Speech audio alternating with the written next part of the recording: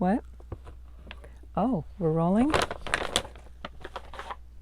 You didn't say we were rolling.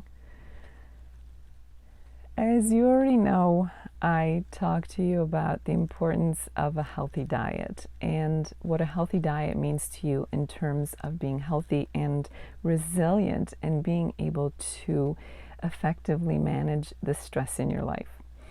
So I started this video with a little joke because I wanted to show you the importance of paying attention to what you're eating. And it's one thing to make healthy choices all the time. It's the ideal, right? But the reality is that many people will make healthy choices some of the time and less than healthy choices other times.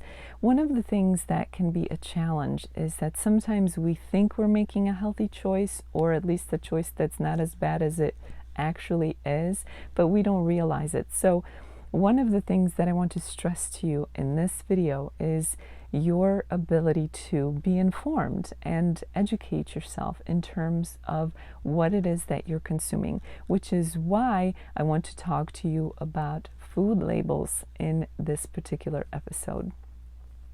While ideally we would eat things that have no food labels, a lot of produce, a lot of natural whole foods, sometimes that's not going to happen. But the fewer the number of ingredients on a label, the better. So one thing to do that I really encourage you to do is to start reading labels, because there are few people in our society that never eat foods without labels. I know they're out there, but I think they're in a minority. Most of us, especially in Western societies, especially in the United States, most of us will eat foods that are processed to some degree and that have labels, at least as part of our diet, hopefully a smaller part of our diet, but a part of our diet nonetheless.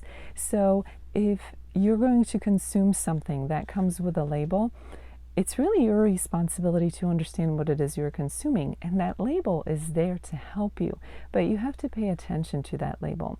One of the first things that we might look at is maybe the number of calories, or things like how much fat or how much sugar or how much carbs or protein a certain food has. And that's great, that's a start.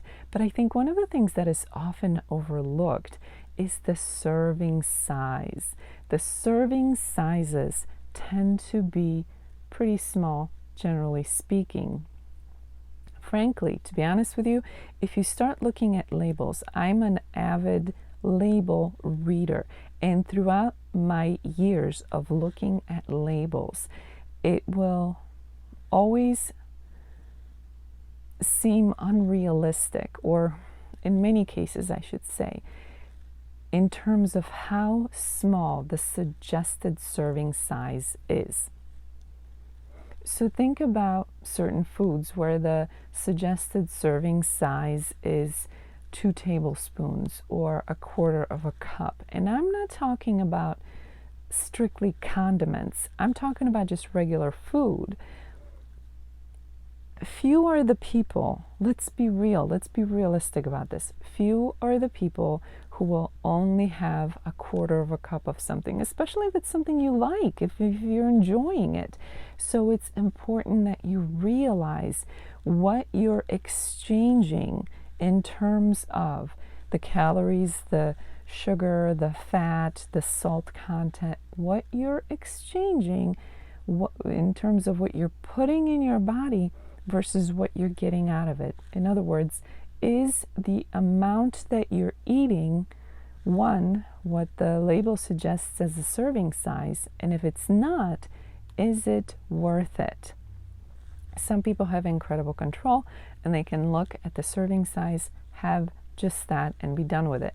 So maybe you're looking at a box of cookies, which probably shouldn't be on a regular diet for you. That should be more of less frequently eaten food, right? It's high in, it's highly processed, it's high in sugar, it's probably high in fat, but the serving size is probably 2 or 3 cookies. And there are people who will be able to do that, have 2 or 3 cookies, maybe even 1 cookie, and other people will not be able to do that. So if you're not able to eat just that suggested serving of whatever food, let's say the cookie, then you have to consider, is it worth to you to eat more than what the suggested serving is?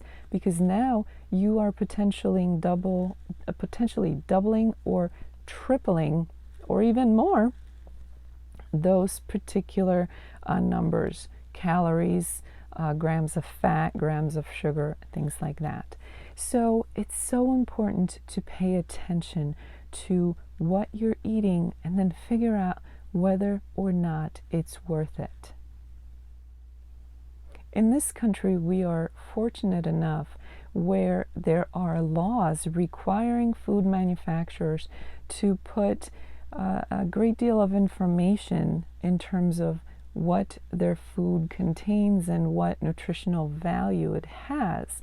So we are able to see ingredients on boxes, we are able to see nutritional labels in terms of calories and fats and sugars and proteins, carbs, things like that. But we have to be able to take advantage of it by understanding how to read those. So let's look at a typical, just generic food label, and let's see what kind of things are on there. So first and foremost, remember what I said. It's so important to notice the serving size, and the serving size should be pretty clear. Most of the time it will give you either ounces, if it's fluid ounces, if it's a drink of some sort or liquid of some sort. It might give you size in tablespoons or teaspoons or cups or grams. So remember, it's your responsibility. This is about empowering yourself by educating yourself. It's your responsibility to learn to understand that. What does it mean? If you're not sure what it means, go into your kitchen and take out a measuring cup and look to see how much is 1/4 of a cup or how much is 1/2 a cup. Are you realistically eating that? So if you look at a box of pasta, some servings may be as small as 1/4 of a cup of uncooked pasta.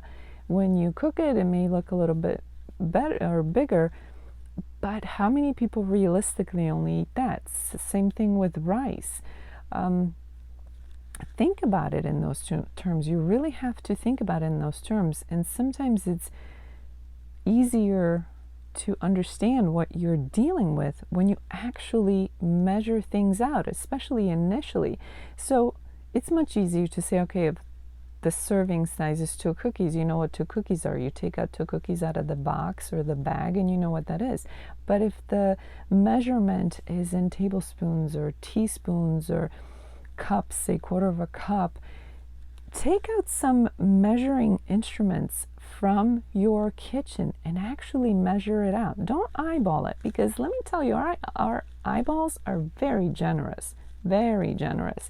So what you think is a tablespoon, it's going to be a lot bigger in reality, chances are. So I really encourage you to go into your kitchen and start measuring out these foods that you're bringing into your home and you're incorporating into your diet, to truly understand what does it mean to eat that serving size. This will be very eye-opening to you. I'm certain of that. And it will be very educational to you. After you do it for a while, you will get into the practice of it and will be able to eyeball it more accurately. But when you first start, believe me, use actual measuring instruments from your kitchen, actual tablespoons that are used for measuring, not the tablespoon that you use to eat with, but the ones that you would use for baking when measuring something.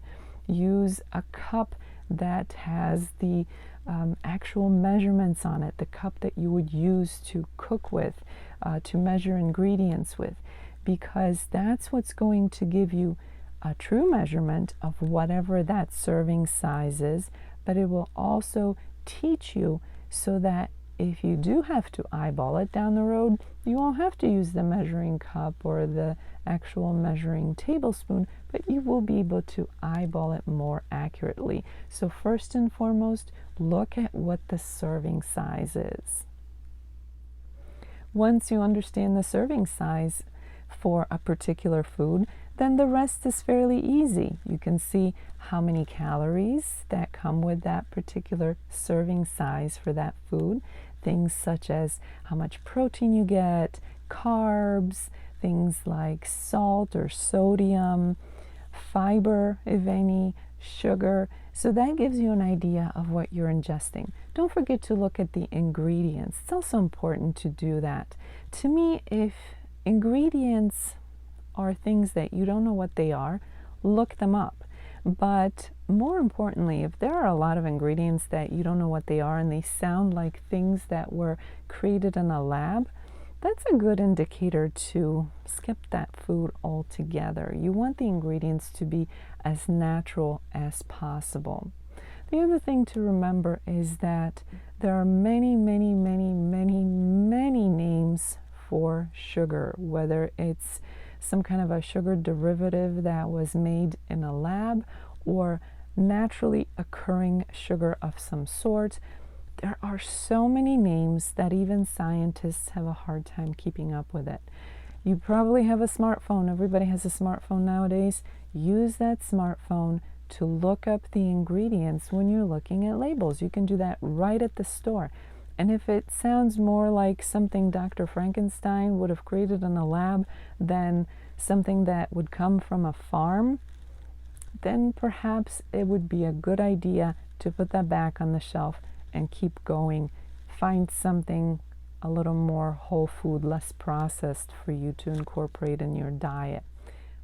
Another thing that I want you to look at is what kind of nutritional needs do you have individually. There are places you can go online to figure out things such as general need for calories, how much sugar you should ingest on a daily basis, how much protein you would need, how much you need in terms of fat and carbs, and that will vary from person to person. It will vary by gender, it will vary by age, it will vary by your level of physical activity. If you have a physically demanding job or if you're very physically active, your nutritional needs will be different from someone who may be the same size as you physically, but sits at a desk, works a desk job all day long, and doesn't really do much in terms of physical activity. So it's also important to understand what it is that you need individually. One of the things that has been so problematic for so many people is mindless eating, eating without realizing how much you consume. Maybe because you're not paying attention, you're focusing on something else. Maybe you're watching TV, maybe you're working, and you're just mindlessly eating or mindlessly snacking. But the other part is not realizing the nutritional value or lack thereof of that particular food. So the more you think about it, the more it all comes together. And I keep telling you, this is your responsibility, because if you don't take care of yourself, if you don't advocate for yourself, if you don't educate yourself, nobody else will do it for you. Nobody. If there's a product to be sold, healthy or unhealthy, the manufacturer wants you to buy it. And that's the bottom line. That's business. There's nothing wrong with it. It just is. It's neither good nor bad. It's just business. That's their business, is to make you buy stuff. And it's your business to pay attention and know what you're buying, to know what you're putting in your body. Because as I keep telling you over and over in these videos, the healthier you are physically, the healthier you can be in other ways.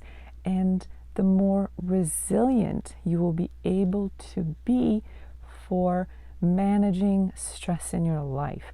If you are beating yourself up with a poor diet, because that's essentially what you're doing. If you're not taking care of your body, if you're eating poorly, you're just beating yourself up with every meal that is unhealthy. If you're doing that, then you are undermining your body's ability to take care of itself and fight stress on top of that. So it's all up to you. But the beautiful thing of this whole thing is that you have choices, you have options. You have the ability to read labels, look at what's there, look at the serving sizes, and consider, what is this worth to me in the end? Is it worth it to put this in my body? Maybe every now and then, maybe occasionally. You have to know yourself. How does your body react to that specific food? And you have to know yourself in terms of your self-discipline and your self-control.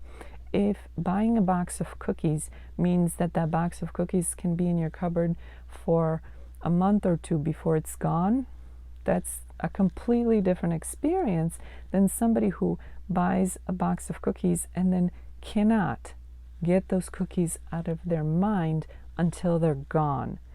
Those are two very different experiences, but they are both real.